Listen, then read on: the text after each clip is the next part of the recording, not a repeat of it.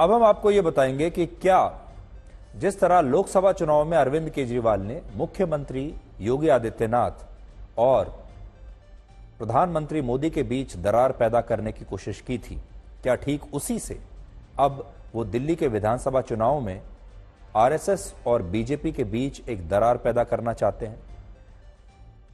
Arvind Kejriwal RSS प्रमुख मोहन भागवत का हालचाल पूछ रहे हैं, उन्हें प्रणाम कर रहे हैं। अरविंद केजरीवाल ने आरएसएस प्रमुख मोहन भागवत को एक चिट्ठी लिखी है और उनसे कहा है कि आरएसएस को दिल्ली में बीजेपी के लिए वोट मांगने से पहले कुछ जरूरी सवालों के जवाब देने होंगे। और ये सवाल कौन से हैं, ये उन्होंने इस चिट्ठी में लिखा है। मैं जरा चिट्ठी आपको पढ़कर सुनाता हूं और देखिए, अरविंद केजरीवाल की बड़ी दिलचस्प चिट्ठी है आरएसएस प्रमुख मोहन भागवत जी को। आदरणीय मोहन भागवत जी, प्रणाम। तो केजरीवाल जी भागवत जी को प्रणाम कह रहे हैं। मैं आशा करता हूं आप स्वस्थ होंगे। मीडिया में खबरें चल रही हैं कि आरएसएस दिल्ली चुनाव में बीजेपी के लिए वोट मांगेगी, क्या यह सही है? इसके पहले लोग आपसे जानना चाहते हैं कि पिछले दिनों बीजेपी ने जो गलत हरकतें की हैं, क्या आरएसएस उनका समर्थन करती है? पहला, बीजेपी के नेता खुलकर पैसे बांटकर वोट खरीद रहे हैं, क्या आरएसएस वोट खरीदने का समर्थन करती है? दूसरा, बड़े स्तर पर गरीब, दलित, पूर्वांचली और झुग्गी में रहने वालों के वोट कटवाने का प्रयास किया जा रहा है, जबकि ये लोग कई सालों से यहां रह रहे हैं। क्या आरएसएस को लगता है कि ऐसा करना भारतीय जनतंत्र के लिए सही है? क्या आपको नहीं लगता कि बीजेपी इस तरह भारतीय जनतंत्र को कमजोर कर रही है? और फिर अरविंद केजरीवाल के हस्ताक्षर है नीचे और उन्होंने ये प्यारी सी चिट्ठी भेजी है डॉक्टर मोहन राव भागवत जी को, जो सर संचालक हैं राष्ट्रीय स्वयंसेवक संघ। नागपुर के पते पर यह चिट्ठी भेजी गई है और अरविंद केजरीवाल उनसे कुछ सवाल पूछ रहे हैं।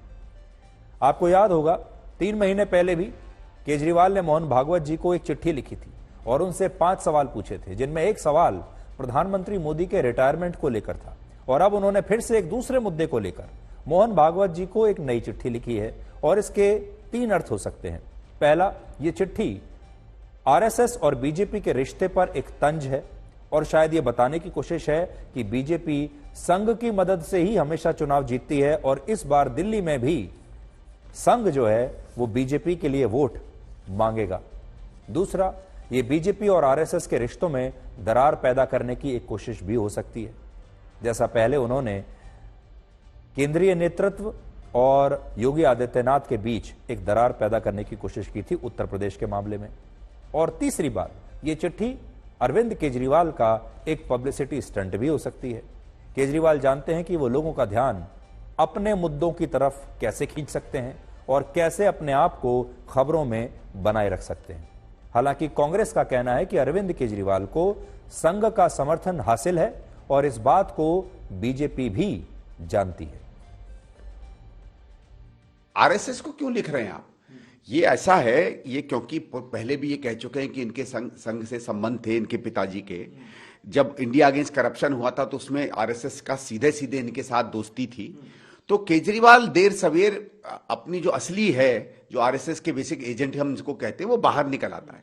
आपने देखा होगा कुछ समय पहले मोहन भागवत जी ने कहा था कि कांग्रेस वाले भी संवाद करना चाहें, तो हमने सीधे सीधे कहा कि आप सांस्कृतिक संस्था हो, दूसरी आपकी ऐसी विचारधारा है, हमारा आपके बीच में कोई संवाद नहीं हो सकता। ये क्यों संवाद कर रहे हैं?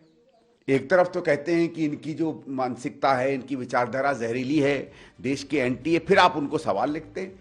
तो होता क्या है कि जब आदमी जो अंदर से, हम लोग जो कहते हैं ना, जो एक बार संघी है वो जिंदगी भर संघी रहता है।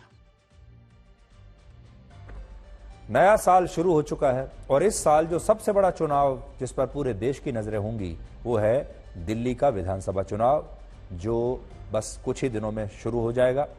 और अरविंद केजरीवाल पूरी मेहनत से, पूरे परिश्रम के साथ इस चुनाव पर अपना ध्यान लगाए हुए हैं।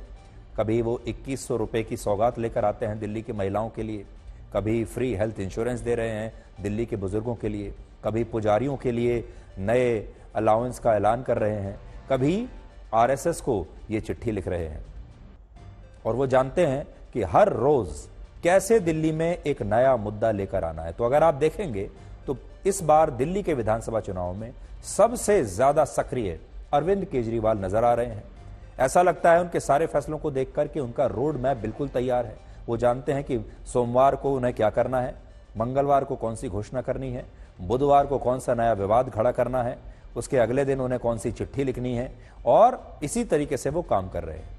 लेकिन अगर आप देखें अभी तक उनके सामने बीजेपी अभी बिल्कुल मौन है। ना तो बीजेपी ने अपने उम्मीदवारों की घोषणा की है अभी तक, ना बीजेपी ने अपने मुख्यमंत्री पद का कौन चेहरा होगा उसके बारे में बताया है, ना बीजेपी ने अपनी कोई रणनीति लोगों के सामने अभी तक रखी है। बीजेपी बिल्कुल मौन है। क्या करने वाली है, इसके दो ही कारण हो सकते हैं। एक, बीजेपी बिल्कुल ऐन समय पर आकर दिल्ली के लोगों को कोई बहुत बड़ा सरप्राइज देगी जिससे अरविंद केजरीवाल भी हैरान रह जाएं, और दूसरा, बीजेपी की कोई रणनीति है ही नहीं, इसलिए बीजेपी चुप बैठी है। कांग्रेस पार्टी भी कुछ खास कर नहीं पा रही।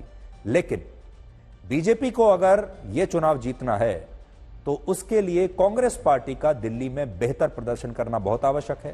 कांग्रेस पार्टी जितने ज्यादा वोट काटेगी, यानी जितना अच्छा प्रदर्शन कांग्रेस करेगी दिल्ली में, उतना फायदा बीजेपी को मिलेगा, क्योंकि कांग्रेस आम आदमी पार्टी के ही वोट काटने वाली है। इसलिए बीजेपी को सबसे पहले कांग्रेस को मजबूत करना चाहिए अगर उसे दिल्ली का चुनाव जीतना है